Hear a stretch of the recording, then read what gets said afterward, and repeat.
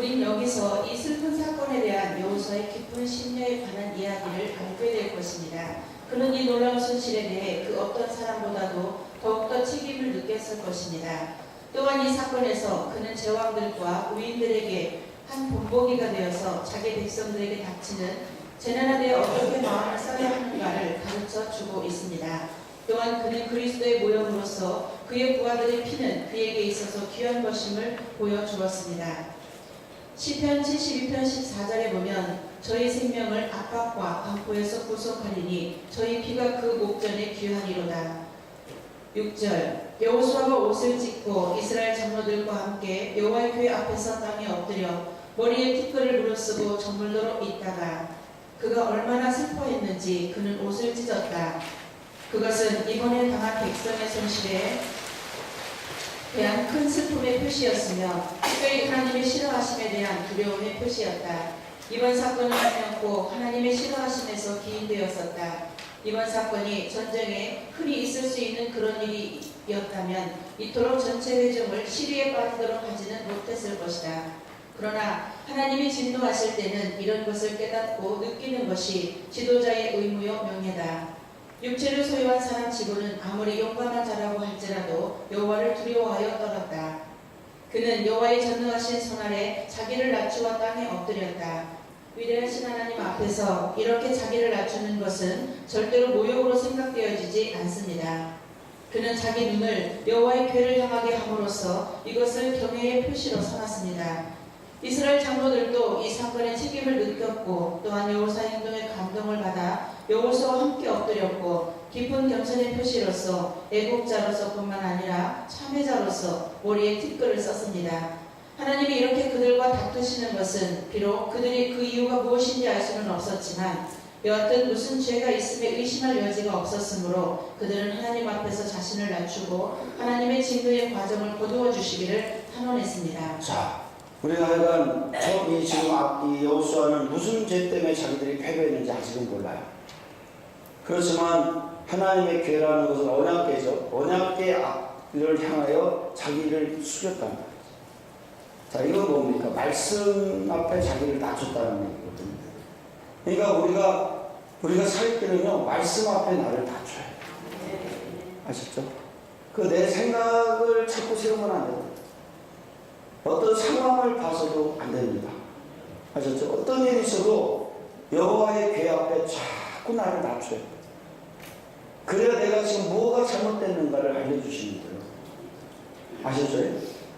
그래서 우리가 내가 지금 무엇이 문제인가, 여호와의 궤 앞에 자기를 낮추는 자는 하나님의 그 비밀을 알려주십니다. 아셨죠? 네. 그들은 이 일을 저물 때까지 계속합니다. 그것은 이렇게 하는 것이 순간적인 감정의 결과가 아니라 만일 하나님이 이 모양 저 모양으로 진노하사 자기들을 떠나시면 그들이 얼마나 비참해지며 위험해지는가에 대한 깊은 확신에서 이루어진 것임을 나타나기 위한 것이었다. 여호수아는 적군의 세력에 대해 잘못된 정보를 가져온 정탐꾼들이나 군대들의 비겁한 행위들이 실제 책망을 들을 만한 것들이었지만 비난하지는 않았습니다. 그는 오직 자기 진영에 제거하지 못한 무슨 죄악이 있는가 알기 위해서 여호와에게 눈을 향하고 있었다. 그의 하나님의 분노의 이유를 알기 위해서 하나님께로 향하고 있었습니다. 그것만이 그를 괴롭히는 것이었습니다. 그가 어떻게 기도 아니 탄원을 했는가 하면 얼마나 겸손하게 이 문제를 하나님께 간청했는가. 그는 참으로 겸손한 어조로 하나님에게 자기의 고충을 토로함으로써 자기의 감정을 억제해서 기도를 잘 끝냈습니다. 그러니까 여호수아는 지금 분명히 하나님 앞에 뭔가 잘못된 것이 있다는 걸 알았어요. 아셨죠? 그러니까 그것이 무엇인지 이제 하나님 앞에 간절히 구하는 거예요. 그러니까 하나님의 이 가나안의 세계는 말씀을 떠나서 이루어지는 어떤 것도 문제가 발생합니다. 그러나 말씀대로만 가면은 이유 불문하고 무조건 잘 되게 돼 있어요. 이 파괴력은요, 상상을 초월하게 달립니다. 우리에게 이 말씀을 어겼을 때 오는 고통도 상상을 초월하게 오듯이 하나님의 이 가나안의 역사는 말씀만 갖고 가면 무조건이라니까요. 하나님이 무조건 열어가게 돼 있어요. 그러니까 그전에는 우리가 이 가나안이 아닌 애굽이나 광야의 삶에서는 사실이 중요하죠. 어떤 사람이 뭐라고 얘기하는 거 거기에 대한 대책을 해야 되니까. 그러나 이 가나안에서부터는 오직 궤 앞에 머리를 숙여야 돼요. 아셨죠? 하나님의 말씀에 순종만 하면 역사가 일어나니까.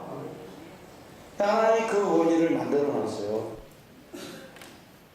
그러니까 이 궤라는 하나님의 말씀 그 자체가 뭡니까? 사랑이죠. 아시죠? 그래서 이 사랑만이 사실은 우리를 이끌 수가 있고, 영적 세계에서는 사랑이 우리를 회복시켜요. 그래서 말씀의 최고의 복음은요, 사랑 복음. 아셨죠? 사람들은 사랑 복음을 들으면요, 변화되게 돼 있어요. 그 복음 앞에 울림 있게 돼 있어요. 아셨죠? 그러니까 우리가 이 궤 앞에 놓인다는 것은 하나님의 무언가 이 사랑의 복음에 어긋나는 것이 나를 살펴야 돼. 예.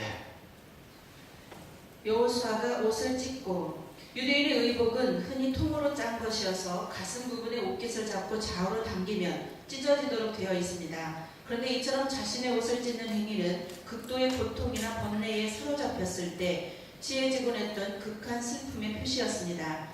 한편 여기서 여호수아는 전쟁의 패인을 수적 열세라든가 작전 미숙 등 다른 곳에서 쉽게 찾을 수도 있었지만, 이번 전투의 패배를 거울 삼아 더욱 병력을 증강하여 아이성 군대에 곧장 병력할 수도 있었습니다. 그러나 여호수아가 이토록 고통스러워하고 큰 슬픔에 빠진 이유는 전쟁의 승패를 떠나 하나님의 손길이 이제 이스라엘을 떠났다는 것을 직감했기 때문입니다.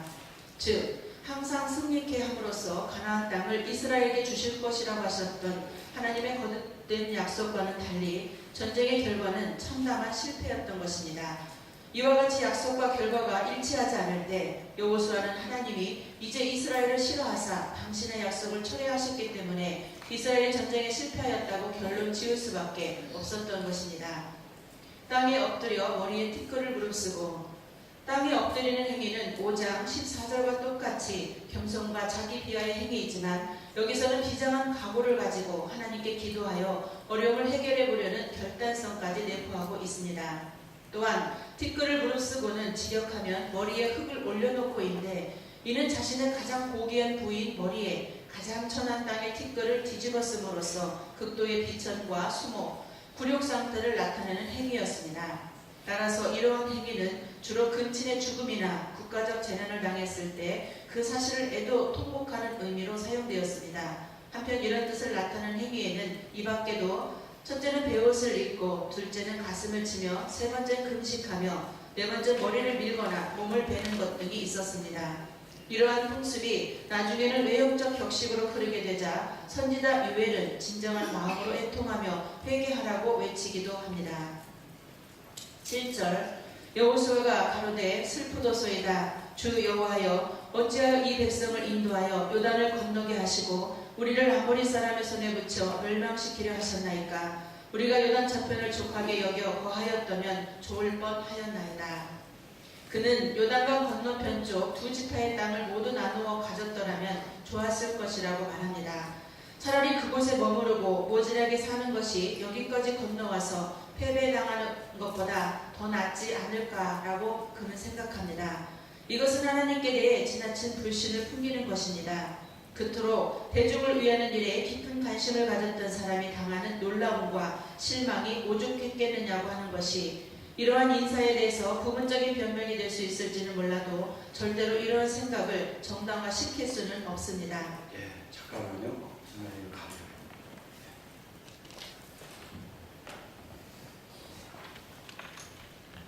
자, 그러니까 그 여호수아는 지금 상당한 좀 하나님 앞에 간구를 하는 거죠. 하나님, 우리 여기까지 인도해 주셨으면 도와달라. 하셨죠? 사실 이건 원망은 아닙니다. 뒤에 보면요, 여호수아가 원망하는 것은 아니라는 것을 알게 돼요. 이게 원망은 아니고 하나님에 대한 또다른 요청입니다. 예, 계속 보겠습니다. 우리를 멸망시키기 위해서 요단을 건너게 하셨나이까 하는 이러한 말들은 불평자들이 자주 하던 말과 너무나 흡사합니다. 그러나 마음을 관찰하시는 분은 이러한 언사가 불평자들과는 다른 정신에서 토로되고 있음을 아셨습니다. 그러므로 그가 실수로 말한 것에 대해 오점을 찍으려고 하시지 않으셨습니다. 만일 여호수아가 자기들이 휘말려든 이 혼란이 분명코 이따금 자기 조상들이 그랬던 것처럼 잘못 저지른 무엇인가에 대한 값이라고 생각했었더라면 그것은 쉽사리 고쳐질 수도 있었을 것이며 다시 전력을 정비할 수도 있었을 것입니다. 따라서 함부로 우리를 아모리 사람의 손에 붙여 멸망시키려 하셨나이까 라고 하는 언사는 결코 발설하지 않았을 것입니다. 하나님께서는 비록 우리는 모르고 있다고 해도 자기가 행동하시는 바를 알고 계십니다. 그러나 우리가 확신하는 바는 하나님의 절대로 우리를 해롭게 하신 일도 없으며 하시지도 않으신다는 것입니다. 사실 이런 말을 했지만요, 그 문헌에 보면은 이 여호수아는 결코 하나님을 그렇게 부정적으로 부정한 것은 아니에요. 어떻게 보면 호소에 가까운 부정이죠. 그러니까 우리가 어떤 일이 있어도 하나님을 완벽한 부정적인 부정으로 대하지 않게 되기를 축원합니다. 아셨죠? 하나님, 제가 어렵습니다. 말 좀 도와주세요. 내가 여기 한계에 부딪혔습니다. 아셨죠? 그러나 우리에게는 부정적인 언어를 싫지 않게 되기를 축원합니다. 하나님에 대해서 어떤 일이 있어도 부정적인 얘기를 해서는 안 돼요. 아셨죠? 사람에 대해서도 우리가 절대적으로 부정적인 걸 갖지 않기를 축원합니다. 그때 하나님에 대해서도 어떤 일이 있어도 부정적인 말을 담지 마셔야 돼요. 네. 8절 주여 이스라엘이 그 대적 앞에서 돌아섰으니 내가 무슨 말을 하오리까. 여호수아는 이 사건이 뜻하는 의미를 모르는 사람처럼 말하고 있습니다. 근래에 그토록 놀라운 일을 행하시고 이 땅을 완전히 소유하도록 약속해 주신 당신의 백성 이스라엘이 그들의 원수 앞에서 등을 보였으니 내가 무슨 말을 하오리까. 예수께서 대답하여 가라사대 나의 하는 것을 내가 이제는 알지 못하나 이후에는 알리라. 내가 무슨 말을 하오리까. 이 질문은 이어나오는 구절과 연결시켜 이해하여야 합니다. 즉 여호와의 군대 이스라엘이 가나안의 대적들에게 패주한 것은 결국 여호와의 거룩하신 성호가 더럽혀진 결과밖에는 되지 않았는데 그 사실을 어떻게 이해할 수 있겠는가라는 의미입니다. 달리 말하면 이스라엘의 대적 가나안 족속에게 패배한 것은 하나님께서 그렇게 하신 거나 다름없지 않느냐는 호소입니다. 이처럼 여호수아는 지금 자신의 평판에 대해서 관심을 기울이고 있는 것이 아니라 하나님의 거룩하신 이름이 대적 가나안 족속에게 팽여 멸시당하진 않을까라는 바로 그 사실을 염려하고 있었던 것입니다. 한편 이러한 기도의 예는 일찍이 모세의 중보기도 속에서도 잘 나타난 바 있습니다.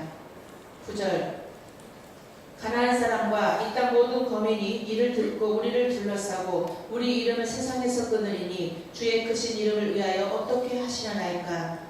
그는 이스라엘이 지금 당하고 있는 파멸의 위험을 간절히 호소합니다. 가나안 족속들이 우리들의 보호자가 떠나고 자기들의 때가 왔다고 생각하여 우리를 둘러싸고 치리니 우리는 과거에 무서운 존재였던 그만큼 이제는 경멸의 존재가 되고 말 것입니다. 따라서 그들은 우리 이름을 세상에서 끊어버릴 것입니다. 이와 같이 비록 선한 사람이라도 일들이 조금만 자기들에게 불리하게 진행되면 곧 최악의 경우를 걱정하게 되고 실제보다 훨씬 더 불행한 결론을 쉽사리 내리는 경향이 있습니다. 그러나 여기서는 이러한 간청이 포함되어 있습니다. 여호와여 이렇게도 당신에게 소중하고 세상에서 큰 당신의 이스라엘의 이름을 끊어지게 마옵소서. 우리를 둘러싸고 우리 이름을 세상에서 끊으리니 전능한 신 여호와께서 함께 하심으로 연전연승을 계속해오고 있는 이스라엘 군대로 인하여 잔뜩 공포심에 사로잡혀 있었던 가나안 족속들이 이제 하나님께서 이스라엘을 버리심으로 말미암아 그들이 작은 아이성의 군대에게 쫓아 패배했다는 소식을 듣고 심기일전하여 성호 동맹을 맺고 세 차례 공격해오면 이스라엘은 가나안 정복은커녕 그들의 생명조차 보존할 수 없을 것임을 뜻하는 말입니다. 주의 크신 일을 위하여 어떻게 하시려나이까. 하나님께서는 노예 민족 이스라엘을 택하사 당신의 언약 백성으로 삼으시고 그 민족을 통해 열방 중에서 영광 받으시길 원하셨습니다. 그리고 실제로 출애굽 사건, 홍해 도하 사건, 아모리 족속 정벌 사건, 요단 도하 사건 및 최근의 여리고 정복 사건 등을 통해 그 거룩하신 이름이 열방 중에 널리 퍼져 경외의 대상이 되었습니다. 그러나 지금 아이성 패전 사건은 이 모든 영광스러운 사건에 찬물을 끼얹는 어부처럼 어처구니 없는 사건으로 그동안 열방 중에 널리 퍼진 여호와의 거룩하신 이름의 위엄이 일순간에 무너질 위기의 사건이었습니다. 따라서 여호수아는 현 시점에서 모세의 노래 속에서도 나타난 바 대전을 격동할까 염려하라. 원수가 오해하여 말하기를 우리 수단이 높음이요 여호와의 행함이 아니라 할까 염려라. 그 염려를 지적하면서 아이성 패전 사건을 바로 여호와의 영광과 결부시켰던 것입니다. 자, 그러니까 이 원망은 하는 것 같이 보였지만 결국은 하나님께 호소하죠. 그죠? 그러면서 이 아이성의 문제를 누가 연결시키는 거예요? 하나님께 연결을 시켜서 결국은 뭐라고? 하나님 도와달라는 얘기예요. 아시죠? 자기에게 연결시켜요? 하나님에게 연결시켜요? 우리가 여기서 지혜를 배우시기를 축원합니다.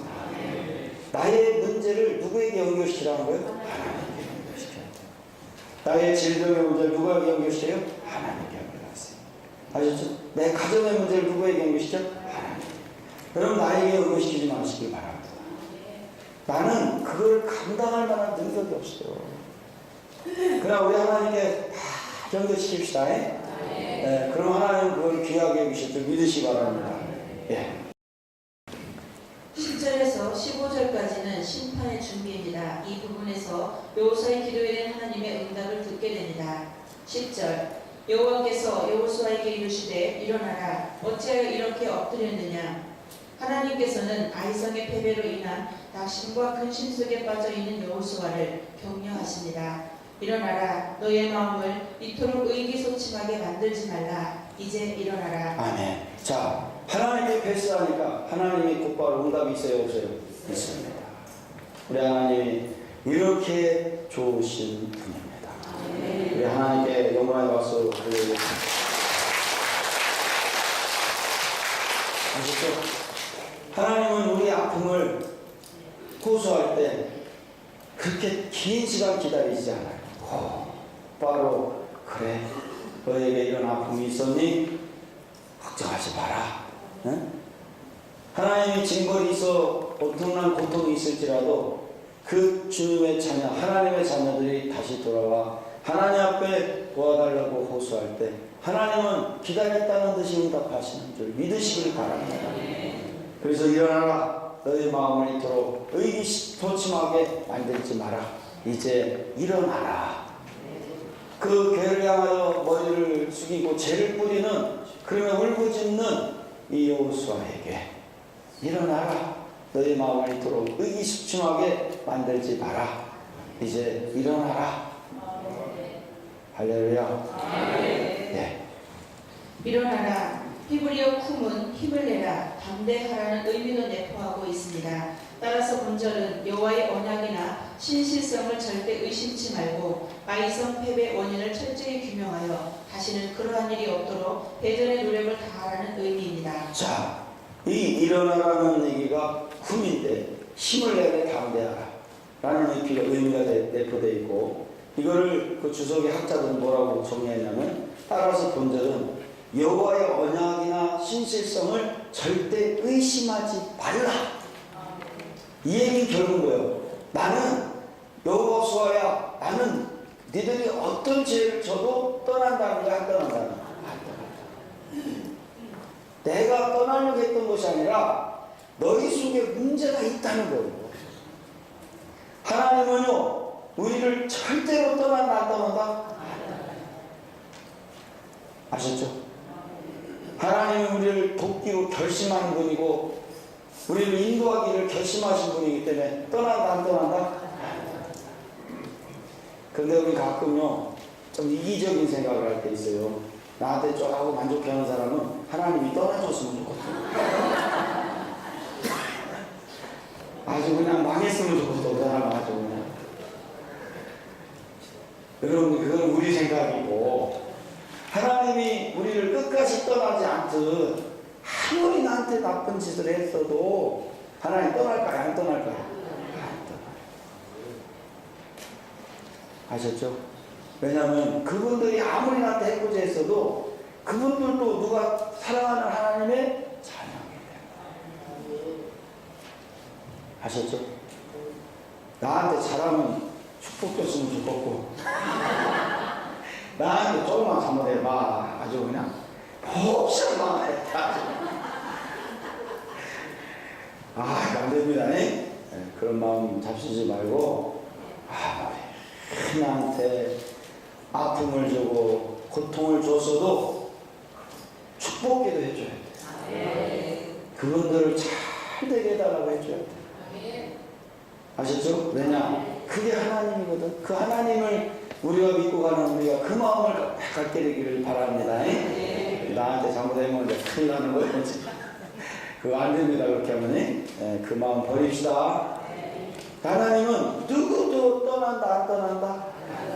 그러니까 여호수아에게 얘기하잖아요. 바로 안 떠난다 이거. 여호와의 언약이 신실성을 절대 의심치 말고 아이성 패배의 원인을 철저히 규명하여 다시 그러한 일이 없도록 배전의 노력을 다하라는 의미가 있다는 거예요. 이게 이 언어를 푸는 학자들의 결론입니다. 아셨죠? 그러니까 우리가 이런 문헌을 통해서 이해할 수 있던 것처럼 하나님은 절대로 누구도 나쁘게 되기를 원하지 않아. 아무리 잘못을 했어도 하나님 끝까지 도와준다 안 도와준다? 도와줘요. 그래서 우리도 그 마음, 주님의 마음 갖고 갑시다. 그게 바로 그 마음을 가질 때 그게 바로 뭐냐면 그 사랑에 매여 있는 거예요. 그게. 나한테 잘못했으면 이제 다 죽었어. 이제 하나님도 죽일 거야. 이 마음은 사랑의 매인 자가 아니에요. 아셨죠?